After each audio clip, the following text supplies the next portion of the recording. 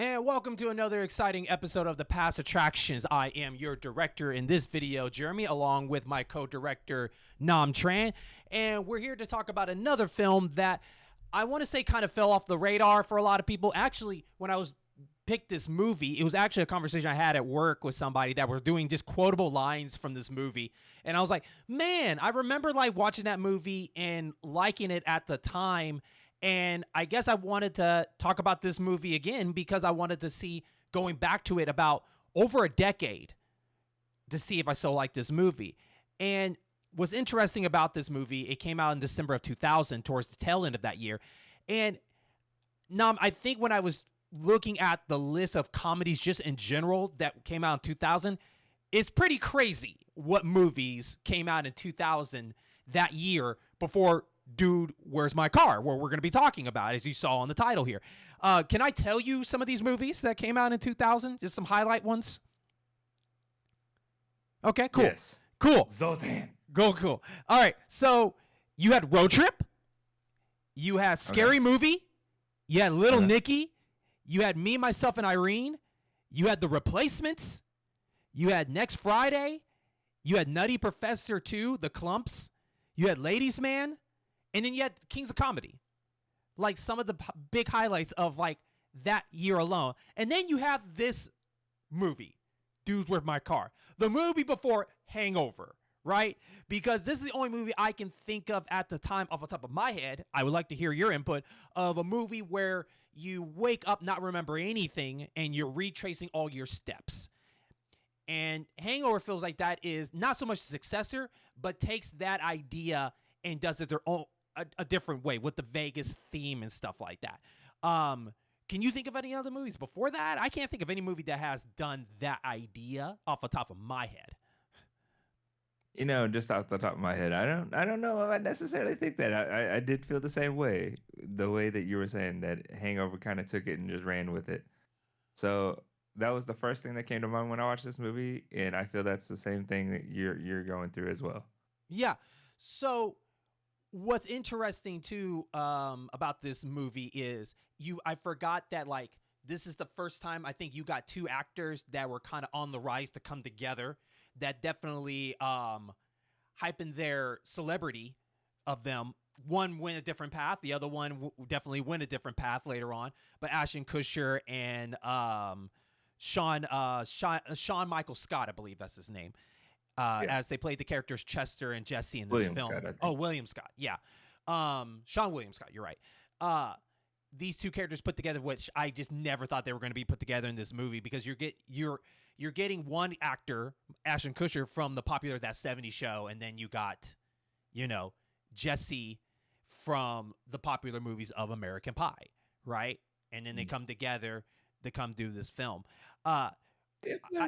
I think what's interesting is I asked myself this: do I like movies like this that is kind of a mystery where you wake up with a so-called amnesia or something like something of this sort, of figuring out stuff and retracing just those steps? Now, are you a fan of that kind of ideas of films like that? 'Cause I do like the idea of like kind of just sitting back and seeing what all has happened and then just enjoying the ride. I like the surprise factor of that. And I guess because one of our other recordings we did The Hangover, and how much it's like one of my favorite comedy movies of all time. And I think it's because I like that mystery of not knowing what's going to happen next. So Yeah, no, I agree. I think that formula leads to an interesting journey, whether the movie is good or it isn't. If it makes sense, like you can still enjoy the journey, the crazy things that happen throughout the entire movie, because there's always going to be like, all right, so what happened? What happened here? Where were they at? How did they meet these people? Why are these people rolling up on them like somebody peed in their Cheerios or something like that? mm-hmm. So I do like that kind of style, that little trope. I'm surprised that movies don't do that as often, if that makes sense. I don't feel like it is done as often, but I feel, to be fair, maybe if they did do it too much, it would get kind of bad. I mean, it's kind of like the third Hangover. Yeah. Which, so glad that this movie did not get like a franchise. I'm glad it was just a kind of a fun movie. Let's leave it there. We don't need to rehash it again and do another crazy idea for that. So spoiler, I do recommend, if you're interested in watching Dudes, Where's My Car, is to kind of stop listening to this episode, go watch the movie, and come back, because we're going to kind of go into a lot of the spoilers that what makes this movie a very surprise. But if you are interested still after we tell you like the journey that these two characters go on, and you want to still see it for yourself to see like how they pulled that off, then you're welcome to do that too. But before I go into so much that has happened in this movie, that was an hour and like 23 minutes. John, not John, Nom, just early impressions of watching this movie again is, did you have a good time on this journey that they took you on? I would say I had moments, a lot of good moments, like good moments, interesting moments throughout this movie. A lot of moments of like, oh man, I forgot that even happened, or oh man, that person's in this movie. Yeah. Just stuff like that. It was definitely an interesting journey. It was an interesting journey for sure. Okay. I I enjoyed the journey. I forgot how fast it goes, because the fact that almost every, we talked about it off air, about almost every 3-4 minutes there's always something happening. Like they didn't want to stay in one place for a very long time. Yeah. And yes, you're right. There is some moments. There's a lot of hits and misses. When we talk about this, I'm going to be curious if I feel like there was more misses than hits, or more hits than misses. It just depends how it goes, because I think at the end of the day, it comes down to, did you enjoy Chester and Jesse through this journey? Were they tolerable? Were they annoying? All right, Nam, what I want to do is, I would like to go down the list of everything that's happened, but we're going to do it by section, and then we're going to stop and just talk about some of those sections of it, and just see what did anything work for you, what stood out to you, what you did not like, all that kind of stuff. So let's go ahead and get to the very first part, as, of course, they woke up, not remember anything, and the first thing they stood out to them was in the kitchen, and the cabinets being filled with chocolate pudding, and then they sat on the couch. A strange guy comes out of the closet to meet with them, say hi, goes back in, don't know who they are. And then after that, I guess they had a job, because their boss that owns a pizza place comes in, talks to them, the whole pizza in the ceiling kind of thing, to try to hide all the pizzas that I guess they didn't deliver, all that stuff. Then we go right into going outside, where they're trying to find their car. And then while they're trying to find their car, they get hit by cars twice. Okay. And then we get straight to the fact that they go see this guru friend of theirs that might help them out with the joke of, they thought his dog died, but he was as high as hell. So let's stop right there. What did anything just kind of stood out to you that made you laugh or anything like that? I think for me, I like the fact that it did come off kind of cheesy at the beginning of it, because it was kind of like, these little jokes are not hitting me as much. But I started laughing really hard when they got hit by the car, not once but twice for some reason. It was so dumb. Especially like the old lady responded in her own way, and then they get hit by another car, by a family or stuff. I just thought that was pretty funny, and you can kind of tell that's the tone of the comedy is going to be for that. What about you? First off, we got to talk about the dancing female Mewtwo at the very beginning of the movie. When they were scrolling through, little sexy Mewtwo dancing, because you got to catch them all. Mhm. No, just kidding. I will say though, I don't know. It wasn't necessarily funny, but when they opened up that refrigerator and there was like pudding, there's just like pudding everywhere, Yeah. like a whole thing of pudding. And then they opened up the cabinet and there was just pudding there, and I was just sitting there thinking to myself, you know what, Jeremy, I kind of want some pudding. I kind of want some pudding. I almost went to the Walmart app and ordered me some pudding. Oh, real talk? Because yeah, real talk. I was just like, you know what? Pudding sounds pretty good right now. I mean, I've never really been a hey, pudding good person. placement. Sorry, go on. Well, that's the thing though, right? Because like I normally don't eat pudding or like Jello or whatnot. Like maybe when I go to those Chinese restaurants, and you're just like, I guess should get some dessert or something Mm-hmm. sweet after eating that savory food. Mm-hmm. But Yeah. but I don't know. Good product placement. I wasn't high when I watched this movie, so I did get the munchies for it. But I will give you this though. The same concept too as well. I did kind of laugh and chuckled whenever they got hit by the car. I mean, you saw it coming, Yeah. but it was just like these guys are stupid. Like so that did kind of give you a setup of like what's to come, and then like I think you kind of glossed over it just a tad bit, but the guy that came out of the closet and just started peeing in the plants. Yeah. I was like, bro, come on, man. Nobody that drunk. Like, like get into the bathroom. And if you peeing on those plants, he's probably been doing it for a while, man. That plant should be dead, Yeah. dead, just dead. Do you think the piece on the ceiling is a real thing? Like, if I threw a piece in the ceiling, I never really thought about that until they did that, because they're not the first ones that done that. Like, I've seen it in cartoons and stuff, but I never thought of it like until I watched that. Like, does throwing a pizza up in the ceiling would stick like that? Is the cheese that strong? Nah, man, there's no way. I think you'd have to take out the cheese and just let it go tomato sauce on that one. Okay.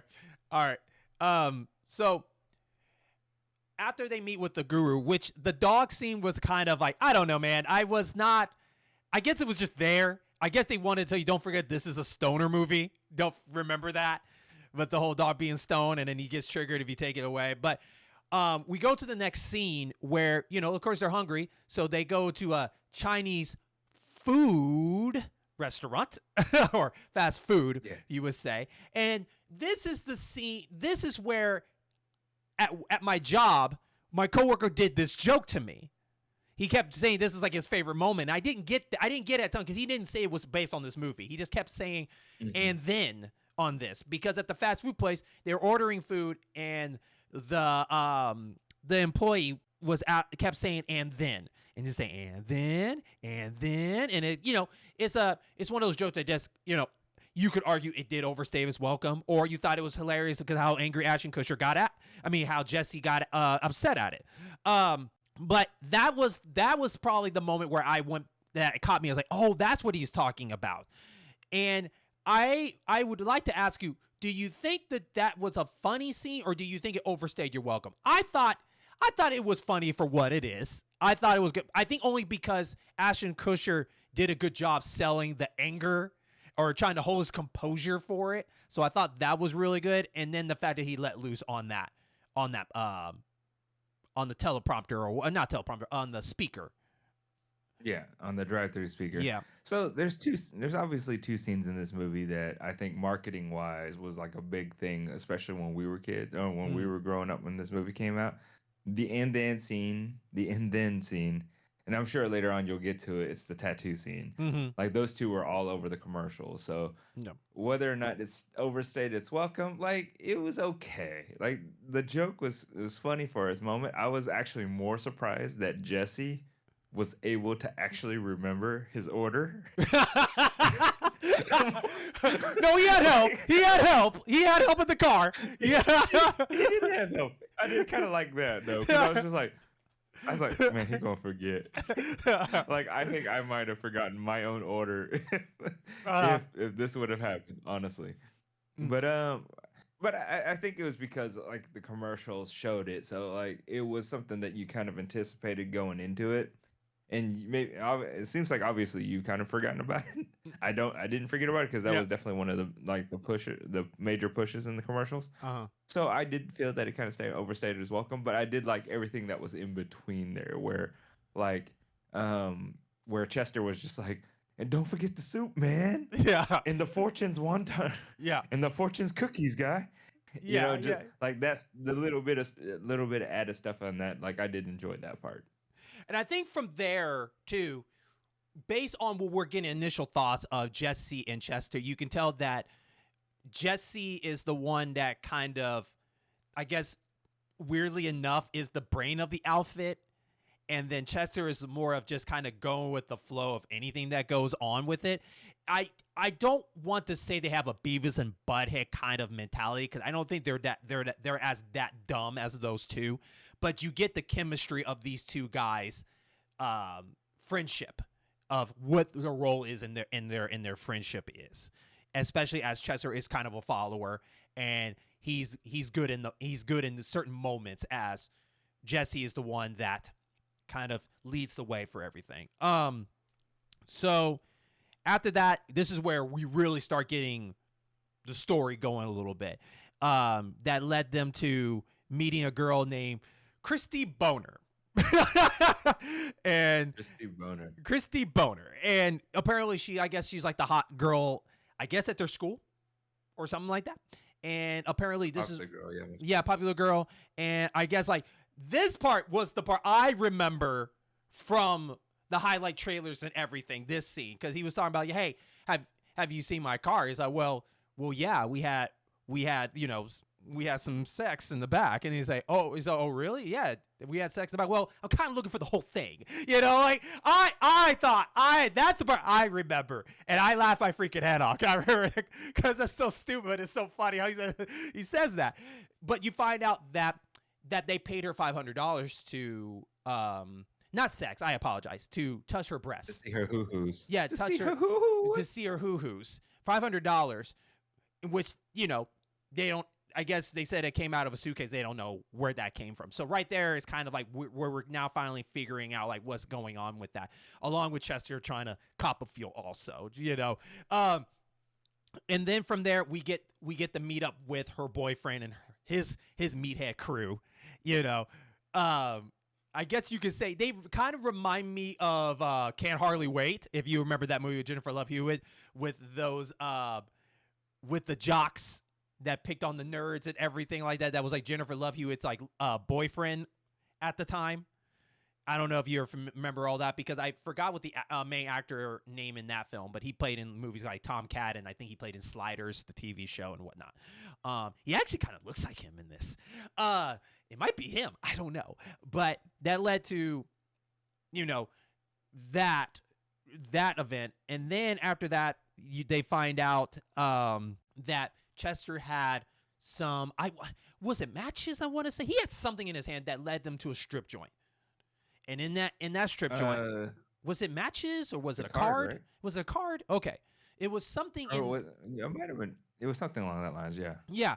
That led them to the strip joint where they were just they remember being remembered as like the life of the party there. And then from there, Jesse gets kind of hit on by this girl, and take him to the private room where he discovers that this woman is, and I quote, is a ginger challenged male that gave him a suitcase of $200,000. So let's stop there. So anything that kind of made you laugh, other than my part, I'm talking about like, oh, well, I'm looking for the whole thing of the car. No, all right. So there are some things that actually made me angry. it wasn't that it was funny, but it just kind of made me angry. And it has nothing to do with the actual movie itself, but has everything to do with just my own like messed up issues that I have to deal with myself, right? Because I'm sitting there thinking, it's like, oh yeah, bro, me and Jeremy, a couple single dudes, can't like deal with all this stuff. But then this stoner, like shaggy looking white guy, like cheating on his twin, like his girlfriends who were part of like the twins, cheat on his girlfriend by touching Christy Boner's boobs, making out with her, and possibly having snoo in the back of a truck, or back of a car for $500. $500, which, I mean, I'm gonna say I probably wouldn't pay $500 for that girl. Just saying. You remember. But then again, let's be honest, Jeremy. I'm a broke bitch. Well, you didn't find a suitcase either. Huh? You didn't find a suitcase either. No, I didn't find a suitcase neither. If I was like Dumb and Dumber and found a suitcase, then yeah, that very much is so. One thing to kind of touch back on, you said it wasn't quite but Beavis and Butthead, but it does have a Beavis and Butthead feel to it for sure. Yes. Beavis Butthead feel, Dumb and Dumber feel, Yes. with a little bit of everything else that goes on. As I that part did kind of make me angry. As I was saying, like where he had done everything to this Christy girl, and then and then he's gonna get a pass from his girlfriend's his Well, girlfriend. yeah. Yes. Well, yes. When we get to that Um, point, you're absolutely he's gonna right. get a pass from his girlfriend. You know why? You know what? You guys want to know why? Because he's white, guys. That's why. That's why. um. Now, I'm not gonna lie. Like the stripper part, where the transgender stripper. I I forgot It's about that part pronounced completely. Mel Challenge Mel. Yes, that the male challenge The lady. Ginger Challenge Mel. I yes, I forgot about that part completely. Obviously, wouldn't fly here in 2024, Yeah. but um, when she started talking, I was just like, man, kind of sounds like a man. and then, and then the reveal happened. I was like, oh, it was. I was like, I get it now. I think the mirror part was funny though. I like what he did. Like he just wouldn't realize. He looked at the mirror like, "Oh my god! Oh my god! Oh my god!" It's so dumb, but it was so funny. Yeah, but you know what? At the very, I was starting to, obviously when Jesse got pulled in by the stripper, and then Chester was by himself. I was like, man, Chester not getting any love in this movie. Like, that's so wrong. Then all of a sudden, like, he he asked about whether or not he got a lap dance, and then the bartender was just like, yeah, no, you got a really good one. And he looked over, and there was like a whole line of girls, and I was just like, good for you, Stifler. Good for you. You've been the butt of all the jokes and throughout the entire time of your career. Good for you. Go get you some. Um, but I don't know if it necessarily chuckled as much as more as I was like, oh wow, that. Excuse me, sorry. I was like, oh wow, that kind of caught me off guard. Or of course, the angry thing about Ashton Kutcher Mm. and Jesse's ability to get away with things like cheating on his girl. Yeah, I think also too. I do like this scene only because you could probably debate or argue at this point. You're probably bored. It was probably here that you kind of got a lot of interest. Now you're like, oh, well, now this is interesting. We met a Ginger Mel. I can't even say it immediately. Ginger Challenge Mel that has a suit that gave them a suitcase of $200,000. That piqued my interest, and I was like, okay, now I'm in to see where this is going, along with finding their car. And so, Okay, that's fair. because everything before that was kind of like, this is nonchalant. Like, okay, yeah, seems like something normal that could have happened, I guess, in a way for those two. But here was more like, oh, a drug deal of some sort has happened. Where does this go? Why were they chosen to do this? That kind of thing. So I got you. This is where the pin drops, where we actually start getting into like the plot. yes. Now, going to your part with the girlfriends is apparently prior to that, they find out the only thing they actually had a memory of the moment they woke up and they were sitting on the couch was they were hanging out with the twins of some sort, and they remember there was a party at their house.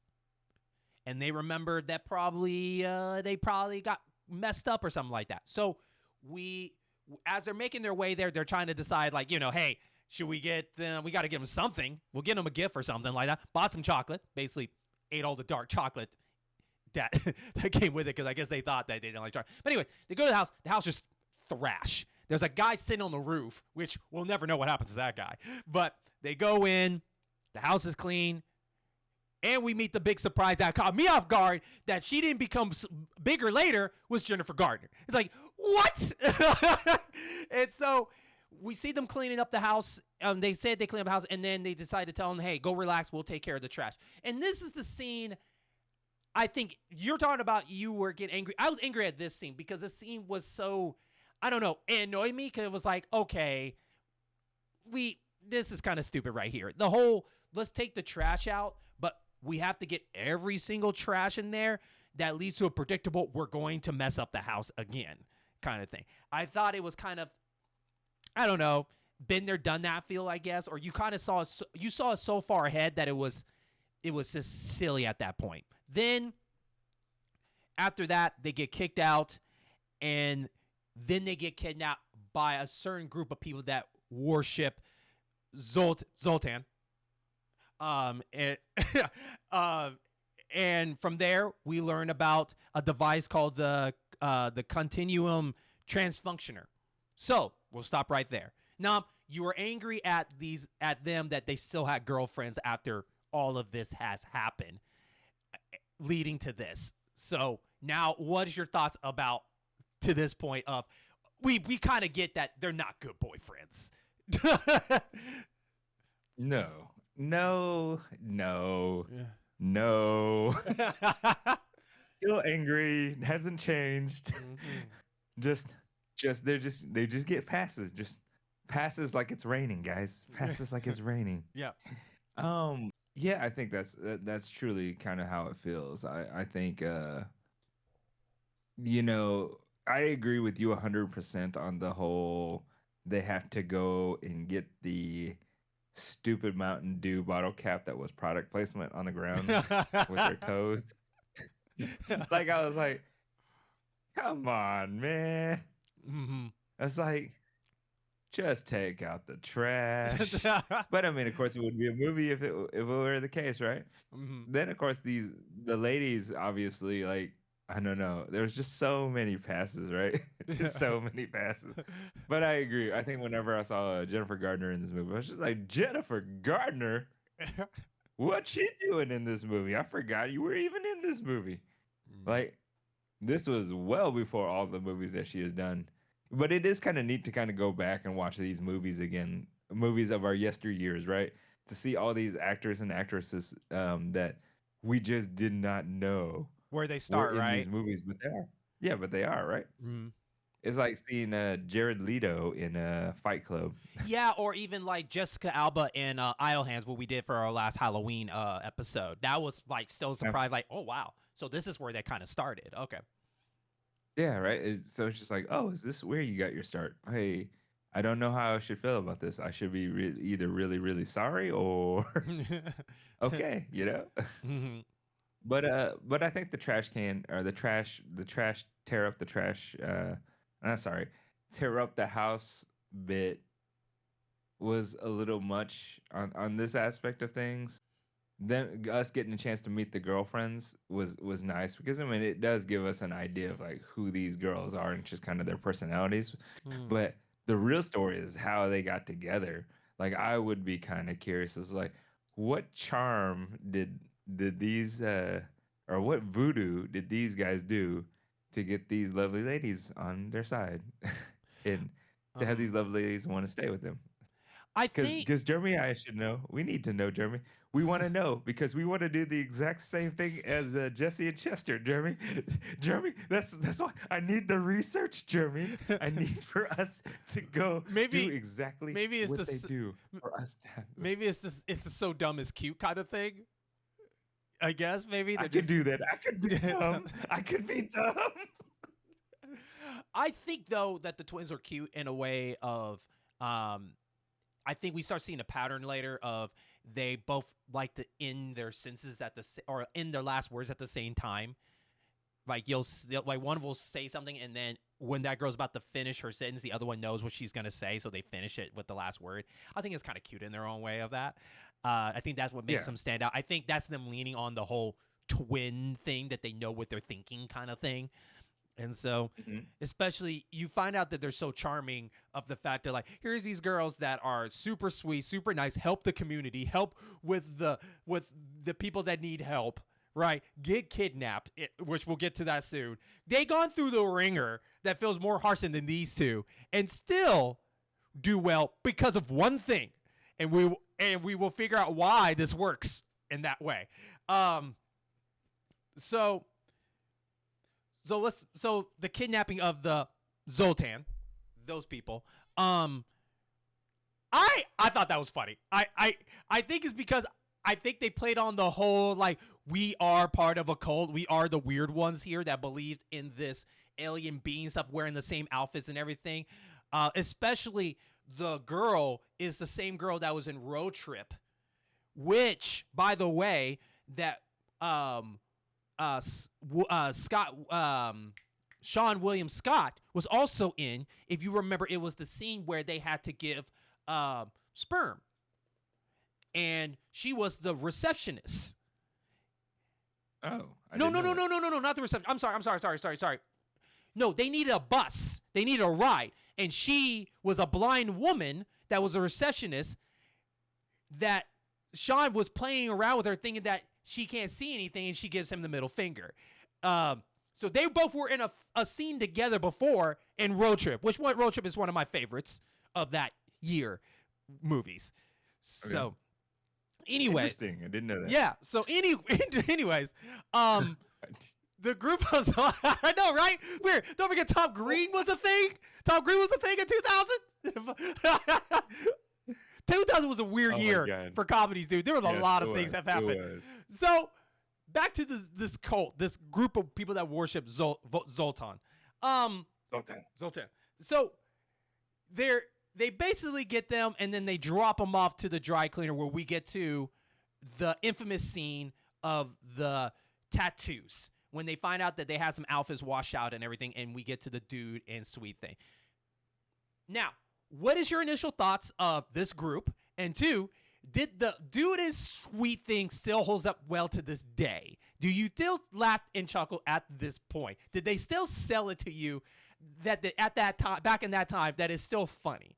And for me, I'll go ahead and tell you, I think the dude and sweet thing still cracks me up because I think how much they really sold it. Like, they really got into it and they didn't let go. They didn't second guess it. They didn't held back. They just really got into it. And I think that worked for me instead of, half baking it.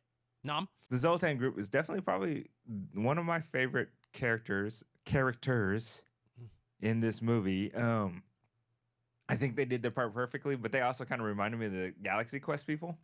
If that, and I like that. I like those guys in Galaxy Quest, but those guys were aliens, and this one they were just like normal people who were acting kind of weird. But I felt that in some ways I can kind of relate to them, right? Because I was kind of that nerdy guy too as well.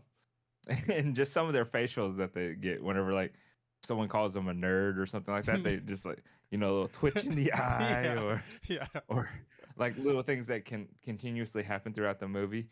The dude in the sweet aspect of things, I think it was still funny. It's still very quotable today. What was funny about it is when you told me about this movie, it brought up the idea of the dude and sweet thing. But literally just this last year, I did this dude and sweet thing to this girl because her name is Sweet. And that was like the first thing that came to my mind. And I was just like, your name is Sweet? And she's like, yeah. I was like, seriously? She's like, yeah. I was like, are your parents hippies? And she was like, no. But I had to do the dude and sweet thing. And of course, she's like 20 years old, so had absolutely no reference in what I was talking about. But doesn't matter. Still ended up doing it anyways, because I think it is a very iconic thing that you take from this movie. If there's something that you couldn't take from this movie, or if there was one thing that you did take from this movie, it was either the dude sweet, the and then. Like that's the two things I think were the most notable things that you would take from this movie. Though I do love that line that you were saying, I was looking for my whole car, the whole thing. Yeah. That was pretty funny. I'll give it that. Yeah. But I think the dude sweet thing, that gimmick did work out for this movie, and I think that gimmick still works today. Okay. Then we find out that in their new outfits, which it was basically like, I would just say it's like Run DMC style outfits in a way. Yo, their new outfits were fresh. Don't play, man. You liked it? You liked them? Rocking this now. Yes, I do. What color you be rocking? Oh, hands down, I'm a red. Oh, you're gonna rock the red? I own a lot of red. I own a lot of reds. So yeah.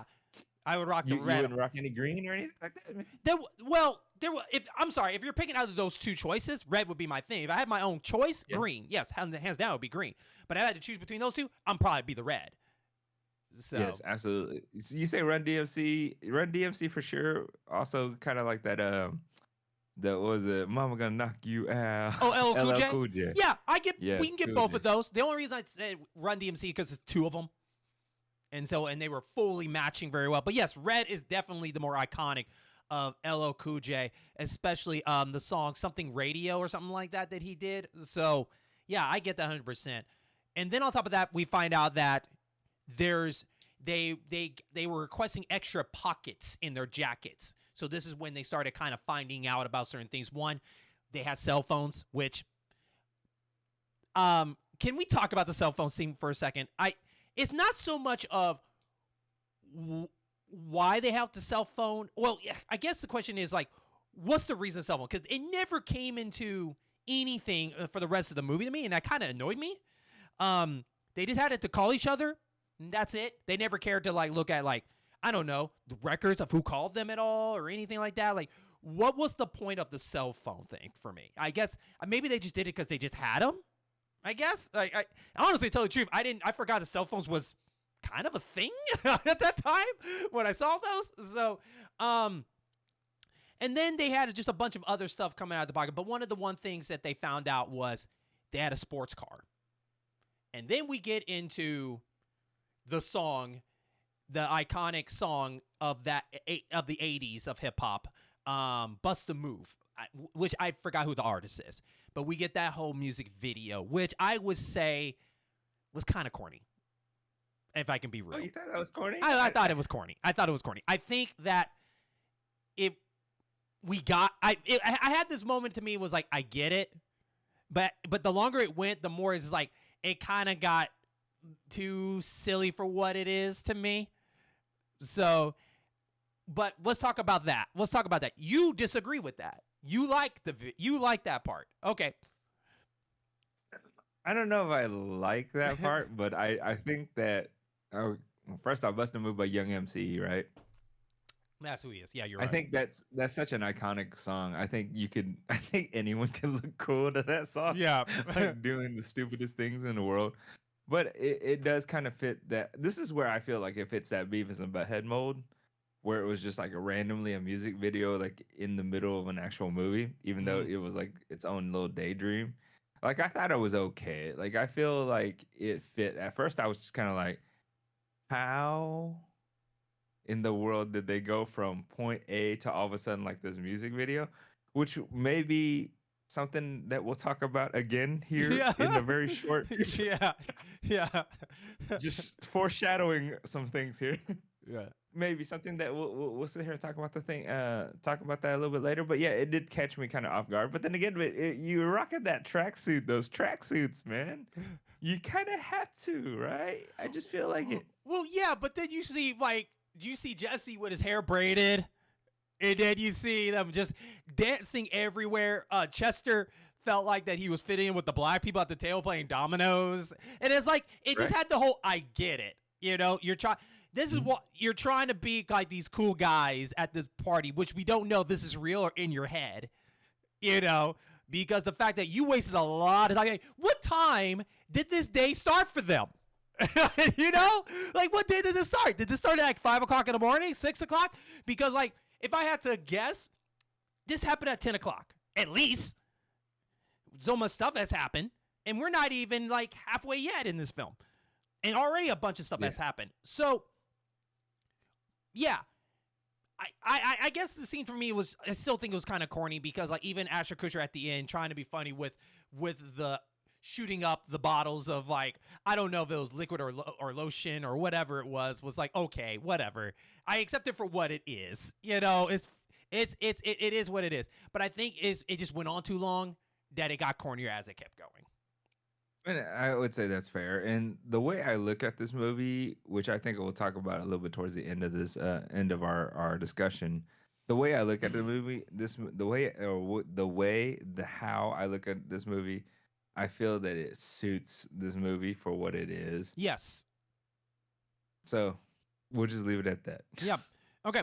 So the next scene, which I'll go ahead and say straight up, is probably one of my favorite scenes. This is the scene because another surprise celebrity comes in the situation. At a traffic light, they end up squaring off against Fabio and his girlfriend. And they just try to play this like showdown of like, how far are you going to go? It's like, yeah, you got a nice car, but you got a nice chick? And he's like, hey, I got a partner too in the car too. What's up? And then, they started making out and they started making out. Like, I low-key remember that, but I like the commitment of the joke or the sketch of what it was for it. Because I think if you watch this movie going blind, that would have been a funny surprise factor for that. But I still thought it was just funny for what it is. And then we get the next group of people, these hot chicks looking for the device that they are tasked to find by the group of Zoltan. And we'll go from there. Nam? The Fabio scene, I give that one a lot of props, actually. I did enjoy that scene. I do low-key remember it just like you.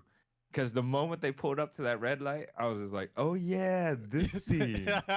And I was just like, it's good. I like it. I like the full-on commitment. They were they had a gag. There's this purpose, and they went for it. And I was game for it, 110%, 10 toes down. Just saying. But I will say on the flip side, I was like, God damn, that was the longest red light ever. Yes, it was. Yes, it was. But 110% props to them for doing what they had to do in that scene. Now going into the alien hot chicks, I was like, yeah, you had to see kind of like, I guess it was weird, right? Because these ladies were probably the real antagonist of the movie. Mm-hmm.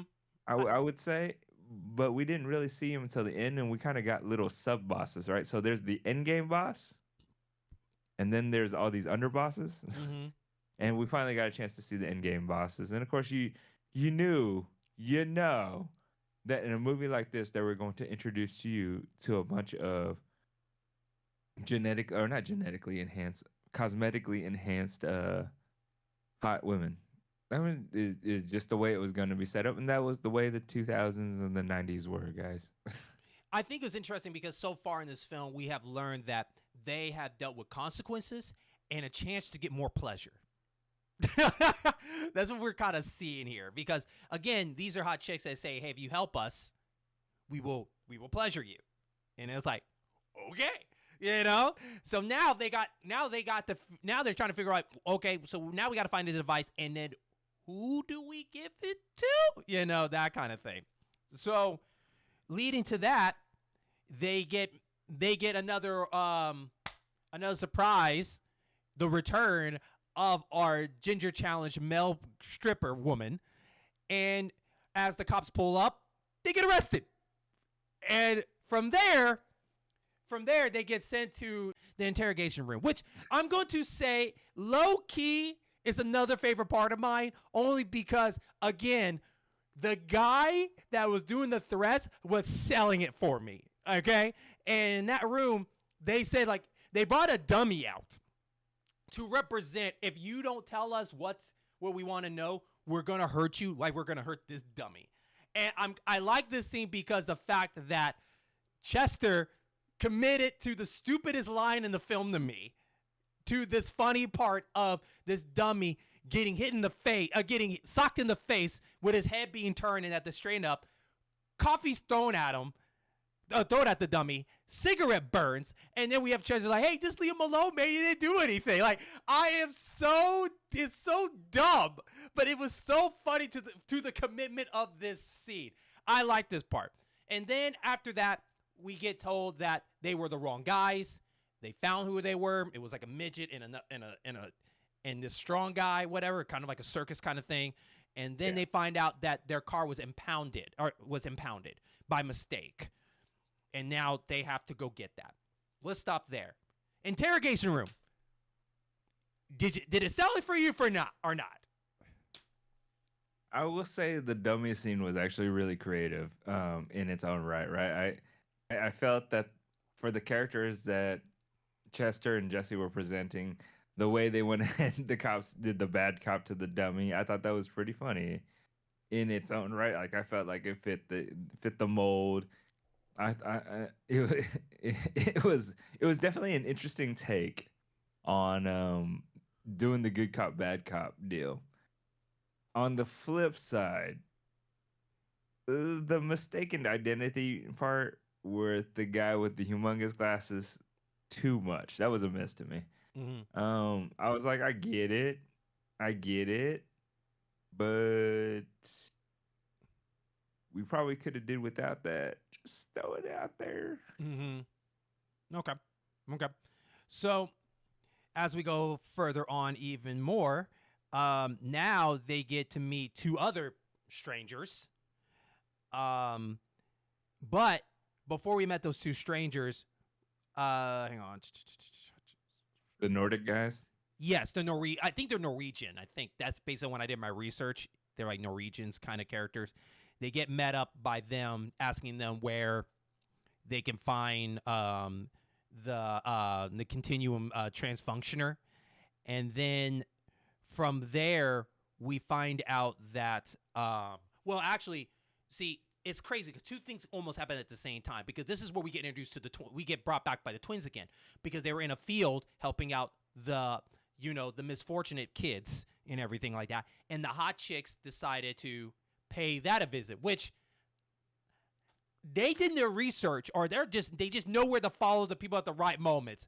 But we get one of the scenes of a blind kid cop in a field to meeting these two girls and finding out that they were involved. These chicks were involved with Chester and Jesse, which led to them breaking up with them when Chester and Jesse went back to the house. So, first off, let me say that the Norwegians, at that time, Norwegians, I didn't really have an opinion on them. I think a lot of people definitely, because of their wardrobe, they were portrayed as gay couple, which I guess at the time it comes off of that. But now looking back at right now, it's just like, it's just what the fashion is. So I didn't really consider them gay. They didn't act gay to me or anything like that. I think people were just going by the wardrobe. But then when we get to the hot chick part, I can understand the miscommunication or the misfortune of the twins thinking like, okay, what if they don't remember what's going on? They trash her house, and now are these the chicks that were at that party or something like that? There was a lot of like, I can understand why they can be angry and want to break up with them. The blind part kid didn't sell it for me. I thought that was like, been there, done that. I've seen that before. I think that there could have been a better way to be funny with that. I think the man helping the boy that hit him in the balls because he heard the ring sound, the ring sound was funnier than the blind kid with that. Nam, agree, disagree with any of those things I say, or anything else that did sit out to you? Um, they just now decided to break up with them. Like, bro, like we know what's gonna happen. We don't even have to even talk about it. We know what's gonna happen. If we talk about it, I'm just gonna get triggered, guys. I'm just gonna get triggered. I'm gonna go crazy, man. Yeah. But I thought it was clever though. I will say I did think it was kind of clever, the blind kid being able to cop a feel on the ladies, because let's face it, if we were that young and we were blind, we have like nothing else that goes our way per se. And like that's true, right? Because they have to feel your face in order to kind of get an understanding of how you look like. That's what you learn from the Lionel Richie "Hello" song. Hello.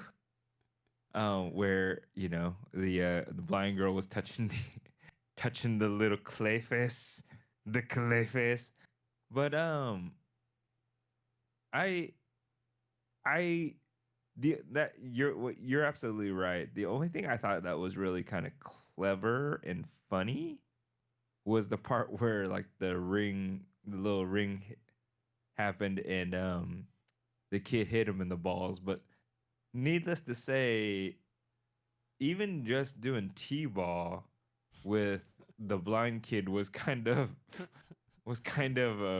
redundant to me. I was just like, Why is this a thing? Like I don't know. Like I feel like there's got to be other things that's more enjoyable for kiddos to play, especially if you don't have sight. I know people out there are probably like, "What? You don't think they should be able to play t-ball or whatever?" But I also think like I don't know. I think the whole ordeal of understanding the whole game of t-ball or baseball or softball or anything like that is like the entire experience, other than just hitting a ball off of a tee. So like seeing that, I was just kind of like, that's weird. I guess that's a thing. I suppose that's a thing that I need to educate myself a little bit better on that. But it was funny that he hit him in the balls full on. You kind of expected a balls hit at some point in this movie because that was just kind of the comedy that it was going for. And as far as the gratuitous grabbing of the boobs and touching of the faces going down and grabbing the boobs, I give credit to the kid because he was just like, he took that big swallow because he was going for it. He was just like, Really? I felt that's not his first um, time. He was very confident at the beginning. Like, this is not his first time. I don't know. I don't know.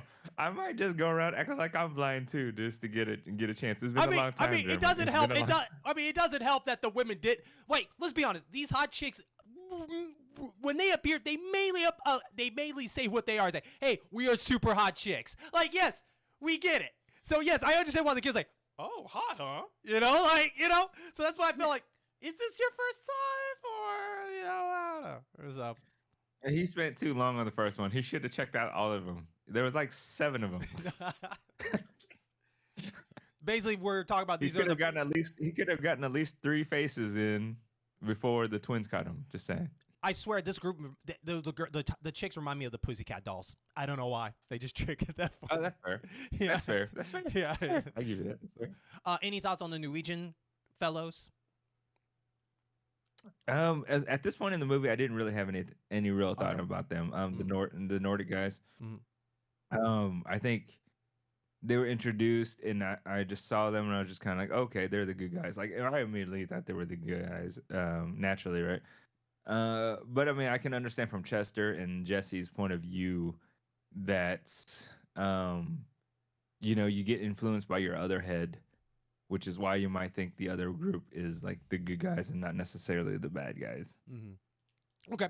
So after the twins found out about all this and broke up with the fellas, the next step was they're gonna have to go get their car, and get it impounded.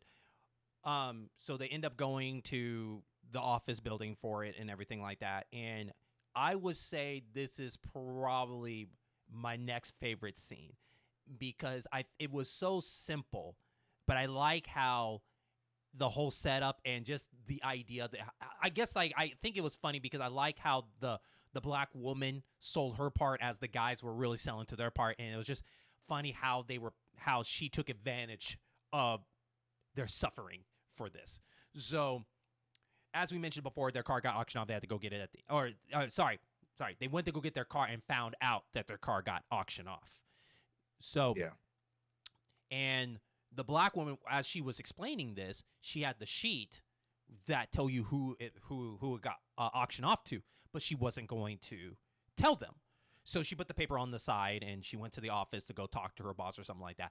And this is where I feel like this is a Beavis and Butthead moment of them trying to get this paper. They thought they can reach under and get it. But there was also a threat by the black lady. It's like, if you reach your hand under here, you're going to lose your fingers. So they try to reach under. His hand gets stuck after he got the paper, and they're just trying to figure out how to deal with it. Meanwhile, the black woman is slow playing the situation, like coming back very slowly, saying hi to everybody and everything, while Jesse and Chester were trying to play off like nothing's going on and everything like that. But I think she was aware a long time ago. And I love the part is they thought spitting on Chester's arm was the way to pull it out, and I love that. I think that's why I enjoy Chester and Jesse in this film so far, because the fact that there's so much stupid stuff they do, but I love the commitment of how stupid they're willing to go for this. It's almost like it's impossible for them to not do something this stupid. If you really put their mind to it, they will make it stupid as possible. So, and then the part where the black woman grabs her arm and says like, yeah, it's time to lose your fingers, and then they lost their minds and got out, and she was playing a joke and everything. I personally like that thing. I think that scene was pretty funny for what it is. It was short and simple. I love that. Then we find out that their car got taken to this household that is filled with animals, mainly ostriches and whatnot. And but hang on. Yeah. And from there, we also get to find out while they're in there that something happens. We'll get into that because I want to say that's probably, I think, is the weakest scene in the movie.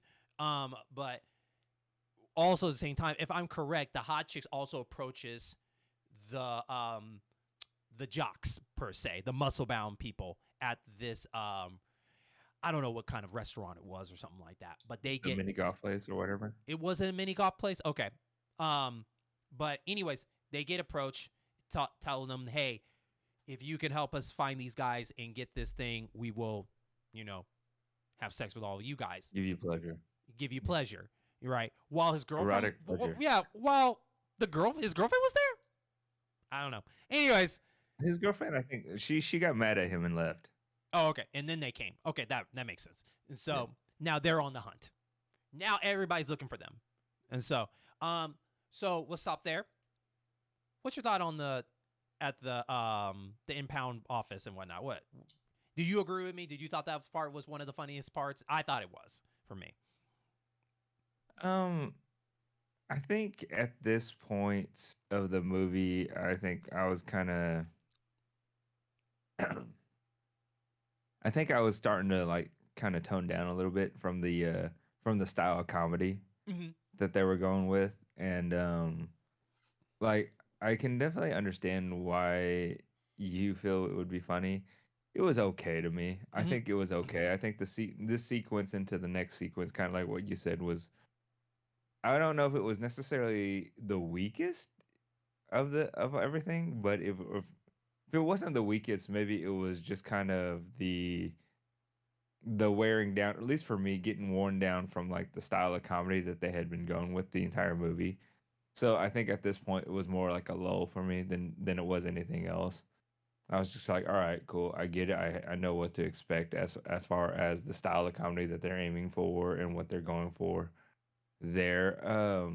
I did like the part where she was talking about the whole let me cut your pinky off before they can pull their arm off to get out. But like I said, I think at that point in time, I think I was starting to get fatigued. Okay. So the next thing, what I consider the weakest part, in my opinion, is while they're in this guy's property and whatnot, they get basically attacked by a group of ostriches, and this is where we kind of get a little bit more about Chester, that he's very good at remembering things that he is interested in. And we saw this at the very beginning. Animal Planet. He's very interested in Animal Planet. So we start seeing this is where we start seeing his stands out, because he's the one that ends up saving him and Jesse when they end up being captured and end up being a cellmate or cage mate to Andy Dick's character. I think it was David or something like that, or I forgot. And the only way to get out, if they can answer the question about African ostriches, how fast they run. So after Chester got a Rain Man moment, they managed to escape. And before they left, they found out that I don't think I found out like what happened. The car was gone. So the car was gone, but what was left was a key that led them to this family fun center, a putt-putt place, where we get the final showdown. So before we get to the showdown, let me tell you why this is the weakest part of me. It's the weakest part of me because I feel like they were trying too hard to be funny with this part. The ostriches, with the headbutting and knocking them out and everything. I feel it was just kind of a waste of time. I feel like the whole scene was a waste of time. To meet this French guy named Pierre that owns this place. If you really want to sell, maybe Andy Dick was the part that made it funny, I guess, in his own way, I guess, because Andy Dick was funny in certain parts of that. I think that's the only reason that carried that scene to me. But those two this whole scene did nothing for me. I don't all this to go to a key, and I feel like there could have been a better setup to that. I think that they were better off doing something else than that. I just don't think. I don't know why. I just didn't like that scene because it did nothing. I feel like also it just set up so Chester could be special for a moment, and they could have done something else. It reminds me by the same director that did Harold and Kumar Go to White Castle, where they were so high they rode a cheetah. Like I would have been sold on riding an ostrich in this, Donkey Kong style, before I would do this. I just think I think it slowed down the pace of the movie. I just think it was just a waste of time. I think you could have cut that and maybe made up a scene where like, hey, your car got auctioned off, but hey, they left a key here. Here, take. Yeah, definitely a low in the movie. I agree with that. The ostrich piece. Shout out to our homeboy Mansoor. the When I hear about the ostrich piece or an ostrich or anything along that lines, I think about Mansoor. Mostly because he was talking to us one time when we were going to a trip to Anime Fest about his pet ostrich, and he showed us a picture of his pet ostrich, and I almost threw his phone outside the window because I was like, "You got to be kidding me!" Um, I will spill my biases out here.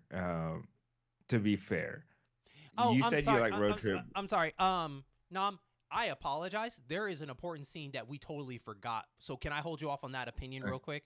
We need to talk about Sure, yeah, go ahead. Sorry, because one of the most important scenes of this film that led maybe why this led to this, in my opinion, is we forgot that they got kidnapped by the Zoltan group again.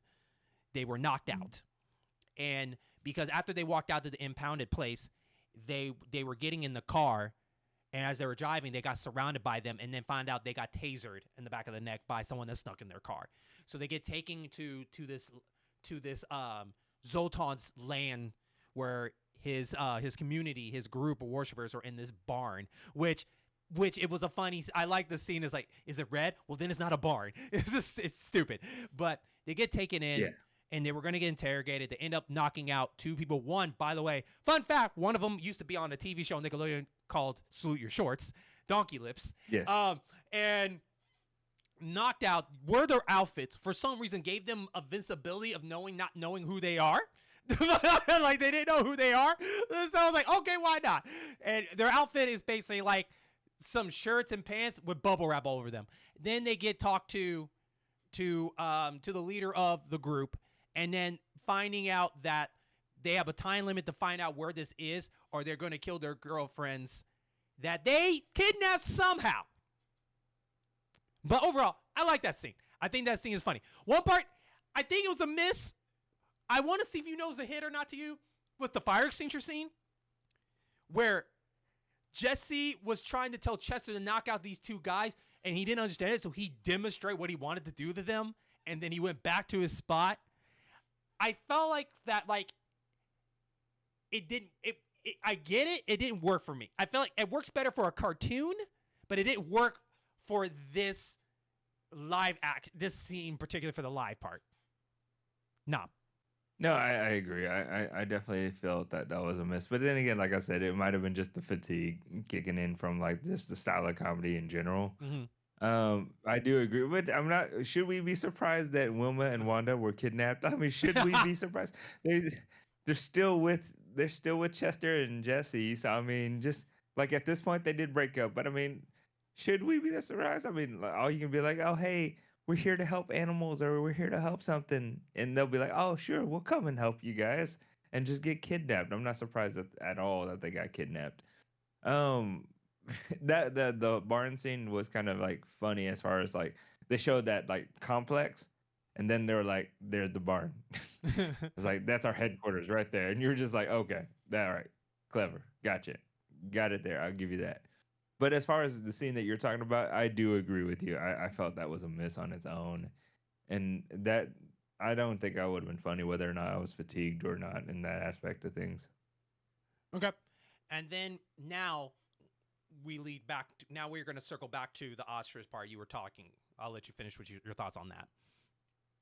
I mean, I know you talk about Tom Green and his era of Road Trip. Mhm. After Tom Green, it was Andy Dick. You know what? To me, Tom Green had some redeeming qualities, um, and Andy Dick does not, to me, at all Okay. have any redeeming qualities.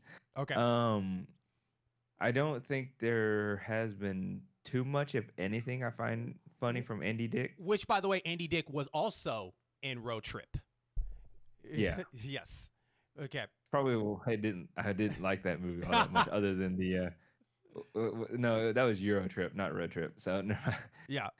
the only good part of Euro Trip was the Scotty doesn't know, and Yeah. Matt Damon. So I'll Yeah. give you that. Mhm. But that was a different movie. Yeah, Andy Dick is he has a shtick that he likes to go with, and I'm not a fan. Okay. And he does it in this movie as well, where he kind of plays the very like excitable feminine like gay guy sort of, but not really. It is I don't know. I just something about his characters in general I'm just not a fan of. And I'm sure there's a lot of people who like his comedy. I'm just not a fan. That's just not a thing for me. I think it's interesting because Andy Dick, I think maybe you agree with this or disagree with it, is I think he plays the guy that plays on being picked on, and he makes it by making fun of himself for it, and he thinks that's funny in that way. And I think it worked for certain films, but maybe this wasn't the film because you also learn that Andy Dick is probably better in sparse instead of a long scene with him. Like, I probably couldn't do a whole movie starring him. So these little parts with Mm. him is okay. And for that particular scene, I think compared to what Chester and them do, the thing Andy Dick did the best he could for that particular scene, even though that whole scene didn't need to be in it. So Andy Dick did not need to be in it. So now we're at the final showdown at the family center place or putt putt place, where everything is coming together. Everybody's coming into this. You have the Zoltan group. You have the the um the musclehead jocks. You have the Norwegian guys, which by the way they get during that time. Chester and Jesse send them the way to go get Chinese food. So we got the and then which okay, um, the hot chicks come, and then including extra people, the girlfriends were there, and the pizza guy showed up too. So now, as this final showdown goes down, we find out that the device that they had was with them the whole time because if you go all the way back to the dry cleaner place, there was a particular item that Chester had, other than cell phone, was in a Ripsa cube. And this whole time he was messing with it through the whole film. Didn't care. Jesse was talking about he'll never get it done. And he gets it, it turns into it, and they find out that in 5 beeps, if they all go out or they all blink, the whole world's going to destroy. And they had to pick who they were going to give it to, right? Which leads to a conclusion of a 50-foot woman, if you remember that old school movie, The Attack of the 50-Foot Woman, and basically saving the day. We'll go into more details of what goes on in that whole scene, but I just kind of wanted to give it kind of the highlights of that.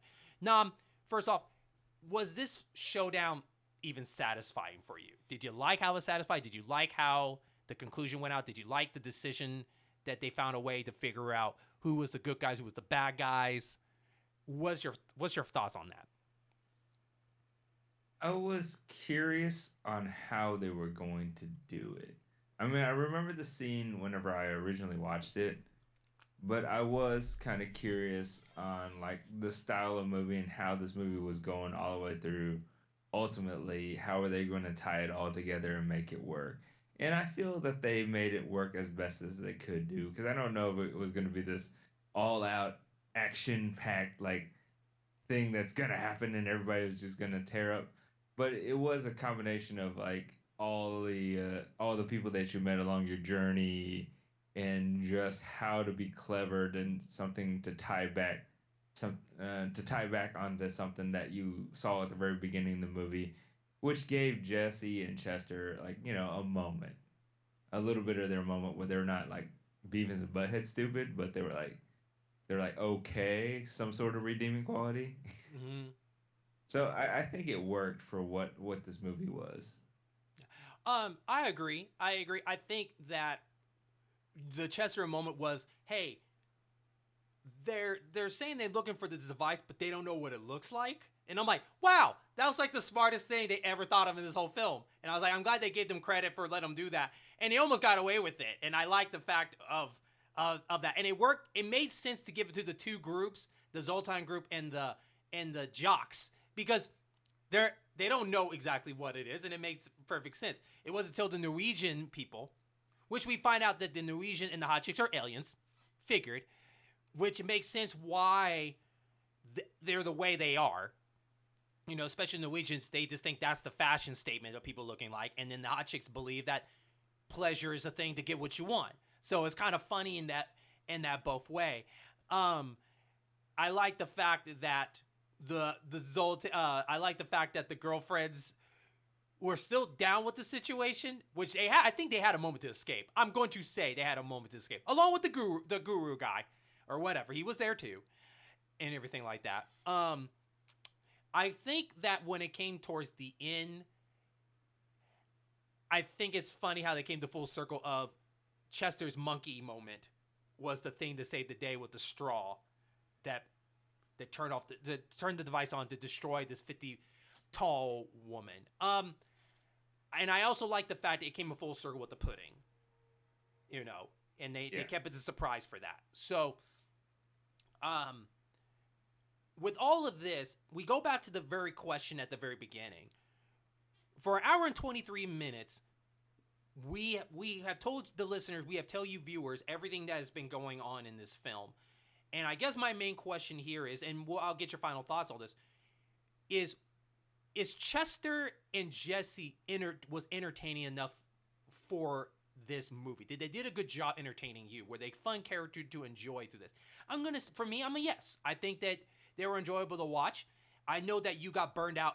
You will not so much, maybe burned out. Maybe you got tired, because like you realize this hour 3 and 20 minutes felt like could have been a little shorter. And so, but I think I like the fact that they went on this journey. And to answer your question, why these girlfriends get put up for that is because at the very end they get amnesia, or they get Men in Black technology. They get their minds swiped, and they don't remember anything. So yeah, that's why they stayed with them. Which the big surprise of getting their breasts bigger, because why not? Why not? What a nice necklace device that they were given to them. Say, hey, thanks, saving the world. They get that. And they found their car, by the way, behind a mailbox. And it's like, who parks like that? So, no, I'll let you say what you want to say. Um. So first, I want to give a lot of credit to the Nordic guys. I think during this scene was whenever I know. To be fair, all right, sorry, I apologize, guys. I apologize, guys. I'm all scrambled thoughts here. Um, to be fair, like I think the Nordic guys to me in this scene is whenever I was like, I respect these guys. I will give these guys some credit because you know what?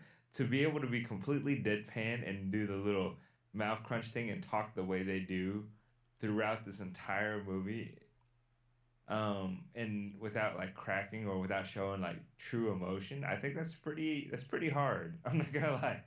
I I feel like I think people unintentionally do that whenever they act, but I think for them to intentionally do that, I give them some credit there. Um, I mean, what can you say about the ending? I do find it was it was nice that they tied the pudding back. Like that's the full circle part that I was okay with, that I was good with. The 50-foot woman, you knew that was coming, right? Like it had to be it had to be the gratuitous, like let's show you some hot, let's show you this one hot woman who's humongous.